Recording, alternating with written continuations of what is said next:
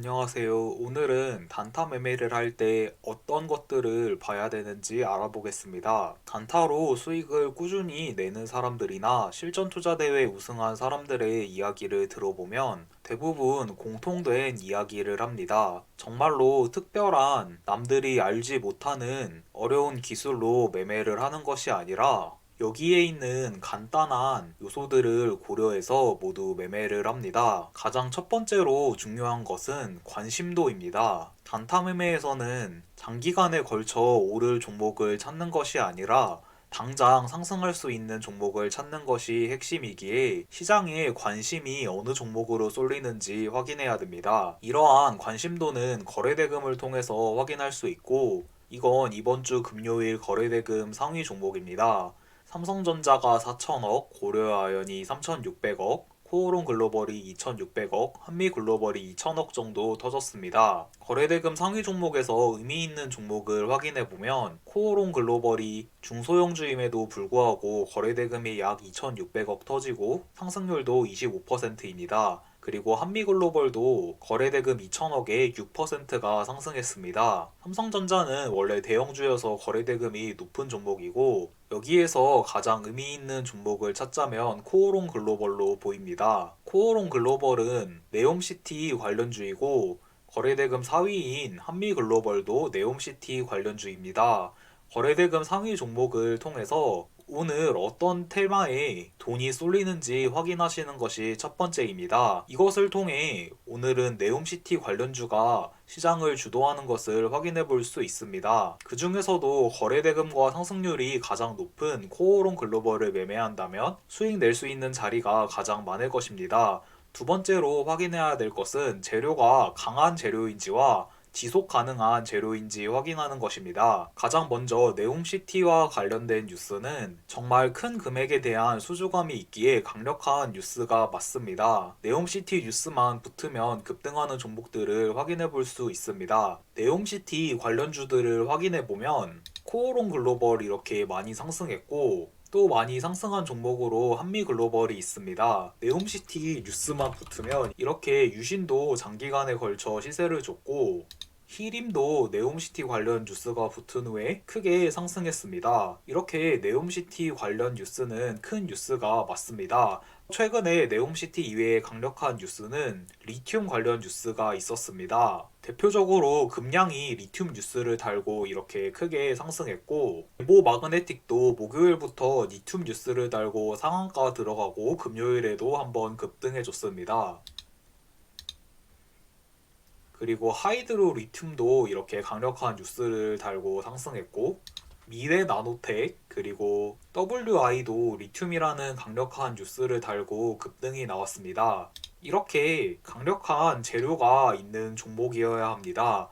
또한 두 번째로는 지속 가능한 뉴스를 가지고 있어야 하는데 재료가 소멸되면 안 됩니다. 네옴시티 관련 뉴스는 빈살만이 한국에 방한하면서 MOU를 체결했고 단기간에 재료는 소멸되었는데 12월과 내년 1월까지 실제 계약 체결에 대한 기대감이 또 다시 생겨났기에 지속 가능한 뉴스가 맞습니다. 이렇게 첫 번째로 관심도를 확인하고 강한 재료인지 그리고 지속 가능한 뉴스인 점을 체크해서 통과한다면 그 종목은 일단 매매하기에 괜찮은 종목이 될 수 있습니다. 그리고 차트도 어느 정도 볼 필요가 있는데 차트 모양이 예쁘다고 해서 상승하는 것이 절대 아닙니다. 첫 번째, 두 번째 조건을 갖춘 종목이 괜찮은 차트 자리에 놓인다면 상승할 수 있는 확률이 높아지는 것입니다. 가장 먼저 상승 추세인 정배열 차트여야 하고 전 고점 같은 저항에서는 매수하면 조정을 받을 확률이 높으니 저항까지 어느 정도 거리가 있을 때 매매하거나 저항을 완전히 돌파한 후에 매매를 하셔야 합니다.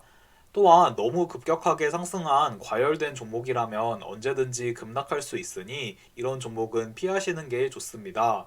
또한 과거 일봉 차트를 돌려봤을 때 한 번에 크게 상승한 이력이 많은 종목이라면 쉽게 상승할 수 있습니다. 금요일 주도주였던 코오롱 글로벌도 이렇게 상승 추세를 만들고 있었고 장 완전 초반에는 아침 고점인 26,500원 정도를 목표로 매매할 수 있었고 26,500원을 완전히 돌파한 이후에는 큰 저항이 없기에 매매하기에 아주 좋은 자리였습니다. 또한 어느 정도 상승하긴 했었지만 그래도 쉬어가는 구간을 줬기 때문에 과열된 종목까지도 아니었습니다. 코오롱 글로벌의 매매 마크 내역을 확인해보면 이렇게 26,500원 정도의 저항을 완전히 돌파한 후에 아침에 잠시 찍었던 고점인 27,500원 정도의 고점을 돌파하고 계속 비중을 실어서 매매를 했습니다. 이렇게 시장의 관심도가 쏠리는 종목이었고 강한 재료와 지속 가능한 뉴스도 있었으며 차트도 정배열이고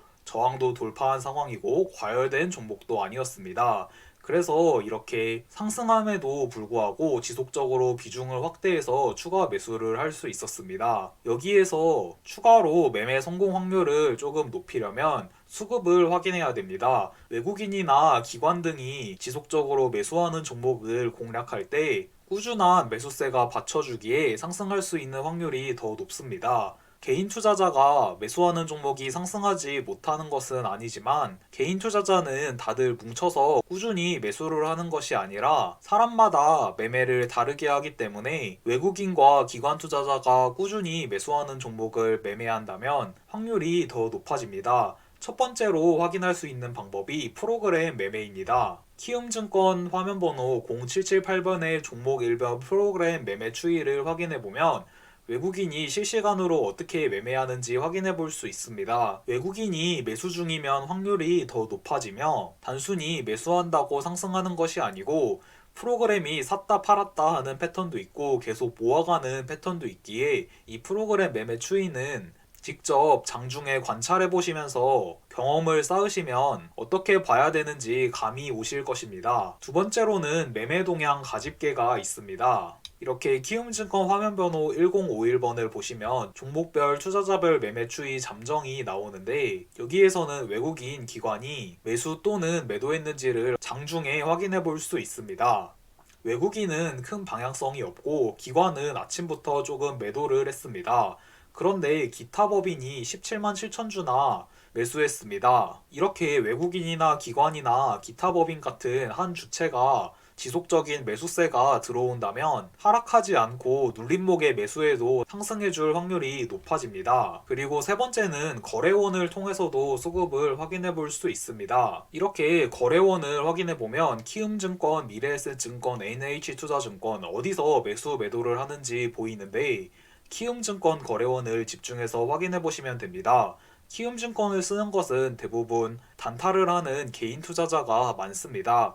이렇게 거래원의 매수 매도 증감은 약 2분 정도마다 업데이트 되는데 9시 3분에 키움증권의 매수 매도량이 거의 같았고 9시 5분에도 거의 같았습니다. 9시 6분부터 키움증권의 매도량이 조금씩 많아졌습니다. 보통 이렇게 중소형주가 급등하는 경우에는 단타를 하기 위한 개인 투자자들이 많이 몰려들어 키움증권이 매수 우위인 경우가 많습니다. 하지만 코오롱 글로벌의 경우 키움증권의 매수 매도량이 거의 비슷했고 9시 6분부터는 매도량이 조금 더 많은 것으로 보아 개인 투자자를 제외한 외국인이나 기관이나 기타 법인이 어느 정도 매수를 하고 있다고 추측해 볼 수 있습니다. 이렇게 프로그램과 매매 동향 가집계와 거래원을 통해서 수급이 들어오는지 확인해 볼 수 있습니다.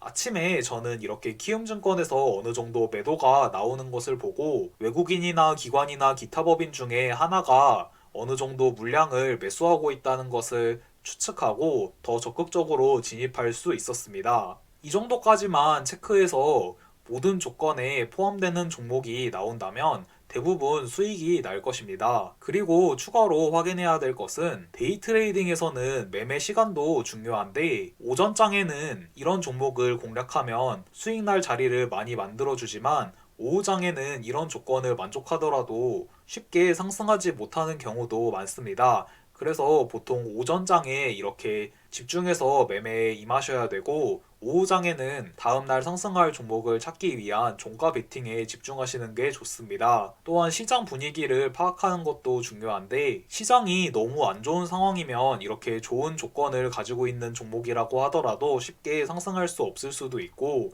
이렇게 네옴시티나 리튬 관련주 같이 강력한 상승 이력을 보였던 재료가 붙은 종목이 주도주가 될 때 이런 분위기 파악을 통해서 더 적극적으로 진입할 수 있습니다. 그리고 이렇게 기법적인 면에서 어느 정도 완성이 되었다 하더라도 심리가 무너지면 기법대로 하지 않고 한 번에 큰 손실이 날 수도 있습니다.